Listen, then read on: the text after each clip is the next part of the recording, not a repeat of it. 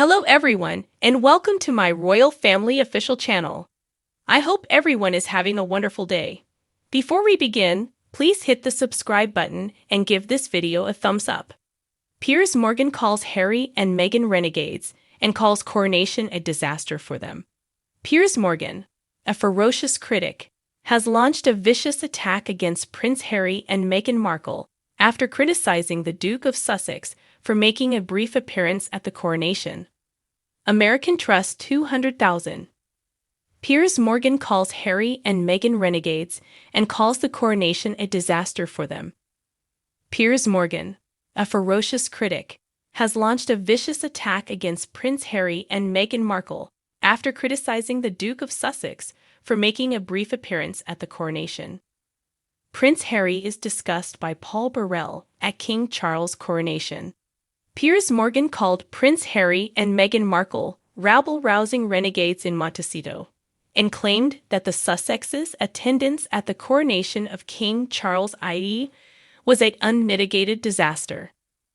In spite of sitting 3 rows back from the proceedings when Harry arrived at Westminster Abbey on Saturday morning, it's thought that when the ceremony ended, he immediately headed to Heathrow Airport to catch a flight back to California. With the 2 small children of the couple, Meghan stayed at home. On Saturday, Archie turned 4, and it's believed that the Duke of Sussex hurried back to share in his son's special day. This also meant that Charles was unable to join the other royal family members on the Buckingham Palace balcony as they waved to the tens of thousands of cheering spectators below. But as Harry watched from 3 rows back, Piers Morgan emphasized Prince William's hugely significant role in the coronation ceremony. He've no idea why Harry was even at the coronation, he wrote in a piece for The Sun. Just as Meghan was concealed behind a flame at the Queen's funeral, he received exactly what he deserved and was hidden behind the huge red feather plume on Anne's hat. These occurrences are not accidental. It's the palace's way of alerting the world that you behaved so poorly that you forfeited your opportunity to bask in the grandeur of a significant royal event. After the service, Harry couldn't wait to leave and nearly ran into a waiting car outside the Abbey that was there to take him straight to Heathrow so he could fly back to California. This automobile was paid for by the British taxpayer, much like his security in the UK, the vocal critic continued. The sad truth for him is that nobody really cared whether he was there for all his attention-seeking antics before, during, and after the coronation. The attention of the entire world was focused on his father, the king, his stepmother, the queen consort, his brother, the next king, his sister-in-law, the next queen, and their adorable small children. Their faces shone from all the TV coverage, and their photographs were plastered on the front pages of newspapers around the world. They stand in for the future. And on Saturday, when Charles and Camilla greeted the cheering people from the balcony of Buckingham Palace, Harry was nowhere to be found, and no one gave a monkey's about the fact that he had already boarded his aircraft. Prince William received more praise from Mr. Morgan, who claimed that he aced the entire weekend, which culminated in his short but magnificent address at the Sunday night coronation concert at Windsor Castle. Invoking the memory of his grandmother, Queen Elizabeth II, the Prince of Wales gave the newly crowned king a touching homage, saying, "I know she's up there, kindly watching over us. She would also be an extremely proud mother." William said, "I commit myself to serve you all," as he concluded his stirring address. Monarchy, nation, and Commonwealth. God help the king. In his conclusion, Mr. Morgan said, "It was a wonderfully joyous moment of union between the 2 biggest stars of the royal firmament and their people. The monarchy is in safe hands with 2 people who, in contrast to Harry and Meghan, understand selfless royal duty and service, and it was made clear to everyone watching that the institution's potential to survive and prosper rests on them bringing the public with them. This past weekend was a complete success for the true royals and a total failure for the angry, troublemaking renegades in Montecito." Harry traveled to the UK for the coronation, even though it was widely believed that his relationship with the royal family was at an all-time low. This comes after he made accusations against a number of them in his frank memoir Spare, including Prince William, Princess Kate, and Queen Camilla.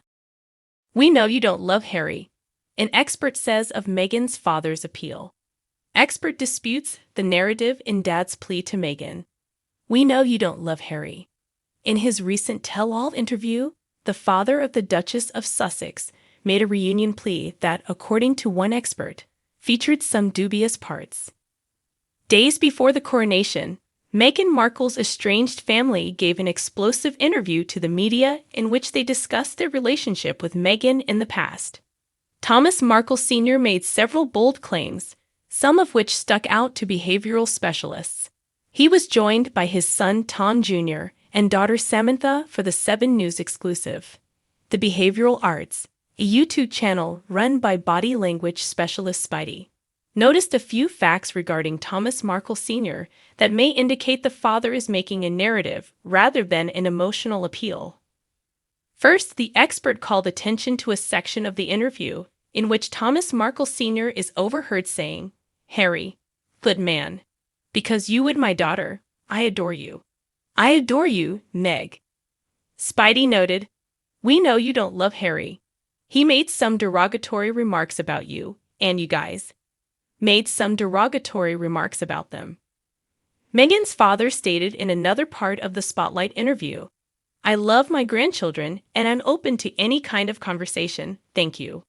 This feels like a sales pitch, the body language specialist observed. However, a distraught parent asking with his daughter to get in touch with him again can come out as a sales pitch. The expert highlights a number of bizarre aspects of Thomas' message, beginning with the fact that he concluded it with the word thank you. The expert questioned sarcastically, "Why is saying thank you?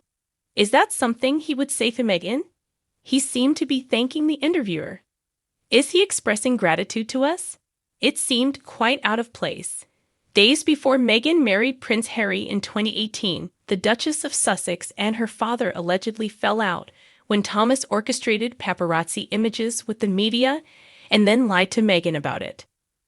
Thomas later expressed apology for the event, but Meghan is claimed to have severed all connections with her father following the royal wedding, which he reportedly did not attend due to health difficulties. Thomas reportedly did not attend the royal wedding. The Duchess had kept quiet about the incident, but in an interview with Oprah Winfrey, she revealed some information regarding the family dispute. The bewildered royal family wondered why Prince Harry had even bothered to arrive. Prior to flying back to the U.S. to be with his son Archie on his birthday, Prince Harry was present at the coronation of King Charles II on Saturday at Westminster Abbey.